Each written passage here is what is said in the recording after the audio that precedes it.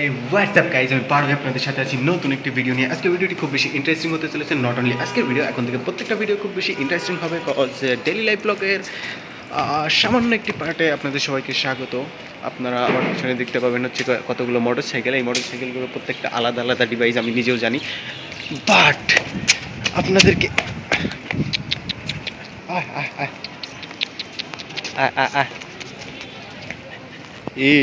পোস্টম্যানে গেছে, ভয়ানক বিষয় ভাই। বাসেতে সর না,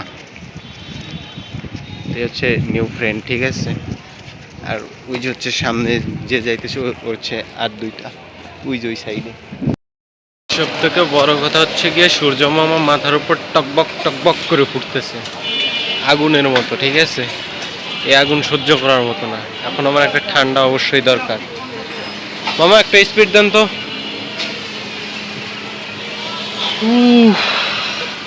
গরমের অবস্থা তো ভালো না মামা।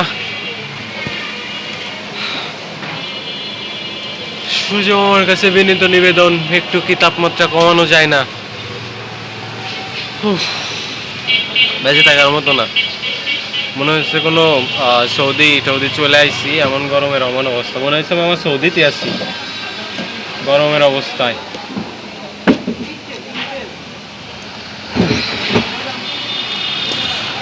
স্পিড গরম থেকে বাঁচার শ্রেষ্ঠ উপায়।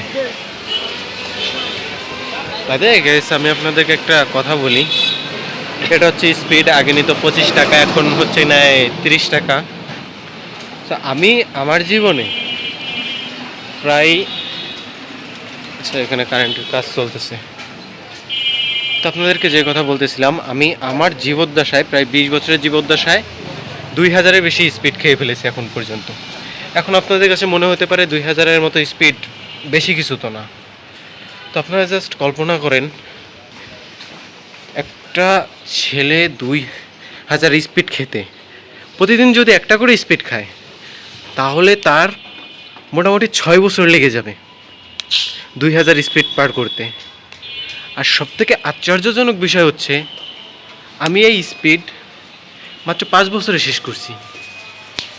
এখন হয়তো আমার কিডনি, লিভার বা অন্য যে কোনো কিছু হয়তো ড্যামেজ হয়ে যেতে পারে, বিষয়টা এমন।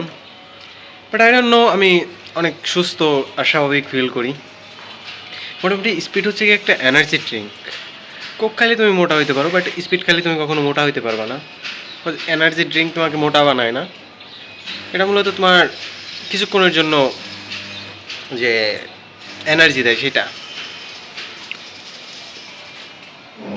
এটা হচ্ছে আমার গেটের তালা।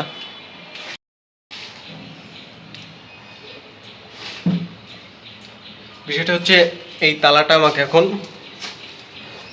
ভিতরে এসে বাইরে তালা দিতে হবে, অর্থাৎ এখান দিয়ে আমার হাত যাবে। আমি যেহেতু চিকন, আমার প্রবলেম হয় না, বাকিদের প্রবলেম হয় এই কাজটা করতে। ভিতর দিয়ে ওই পাশে নিয়ে গিয়ে তারপর এই তালাটা আটকাতে হবে, এবার এই তালাটা আটকাতে হবে আর কি। আর এই যেখানে স্পিডের বোতলটা দেখতে পাচ্ছেন, এটা হচ্ছে আমাদের কারেন্টের অর্থাৎ কাট কী বলো, এটা সার্কিট যেখানে থাকে, যেটা হচ্ছে সেই সার্কিট হাউস। তুমি যে পরীক্ষা দিচ্ছ, তোমার অভিজ্ঞতা কেমন? প্রশ্ন কেমন আইছিল? ফাইন হয়েছে ভাইয়া, ফাইন। তো বড় বাটপার, আমার এই গেঞ্জির দাম জানিস তুই বন্ধু? তোমার পরীক্ষার এক্সপিরিয়েন্স কেমন? ছবিতে তো অশ্লীল কইতে পারতেছি না। অশ্লীল ভাষা প্রয়োগ করা যাবে না, আমরা স্টুডেন্ট। ঝুলে ঝুলে জানেন তো বন্ধু, তোমার এক্সপিরিয়েন্স বলো পরীক্ষা। ভাই, এখন যদি তুই ব্লগ না করতো, অন্য কেউ ব্লগ করতো, তাহলে এমন এমন গালি দিতাম, বাট এমন দিতে পারতিস না। আই ডিজার্ভ ইট। রিয়াজ বন্ধু, তুমি তোমার পরীক্ষার এক্সপিরিয়েন্স বলো। পরীক্ষাটা হলো, আমরা বাড়ি কাজ করতেছি, কল ভুল করতেছি, পরীক্ষা না। পরীক্ষা যেরকম মোবাইল দিয়ে পরীক্ষা। এ তো আমার গেঞ্জিতে পিন মারছিস কে ভাই? আমি তো বন্ধু, তুমি তোমার পরীক্ষার এক্সপিরিয়েন্স বলো। লিখতেছি তারপরে।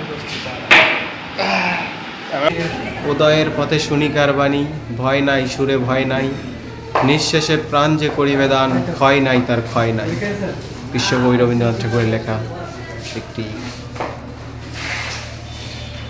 মৌমাছিকে আগে আর মধু বানাইছে।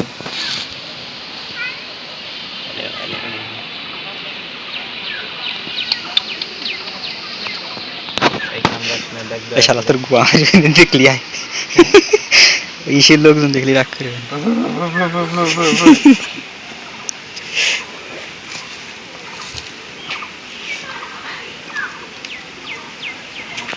খাওয়ানি বুঝছি দিলাম বন্ধ করে বন্ধ করিস না ওটা মৌমাছি মরে গেছে এই আই এম সরি তোমার লাশ নিয়ে গেলাম আমি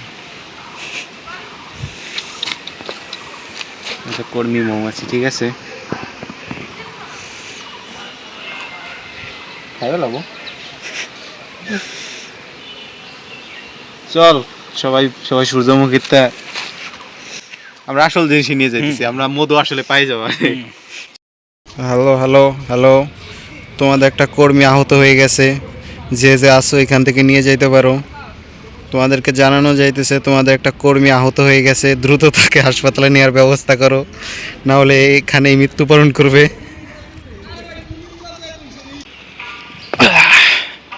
তাই hello guys this is my soldiers and এই সোলজার্সটাকে আমি রাখতে চাইতেছি এই ফুলের উপরে একে আমি একটা জিনিস বলতে চাই যে মধু শুধু ফুলে থাকে না ঠিক আছে মধু শুধু ফুলে থাকে না অন্য কোথাও থাকে সো যেখান থেকেই হোক মধু সংগ্রহ করে আমাকে এনে দিতে হবে অ্যান্ড আই থিঙ্ক এটা ডেট হয়ে গেছে বাট কিছু করার নাই হ্যালো তো গাইস আমাদের কর্মী কাজ করা শুরু করে দিছে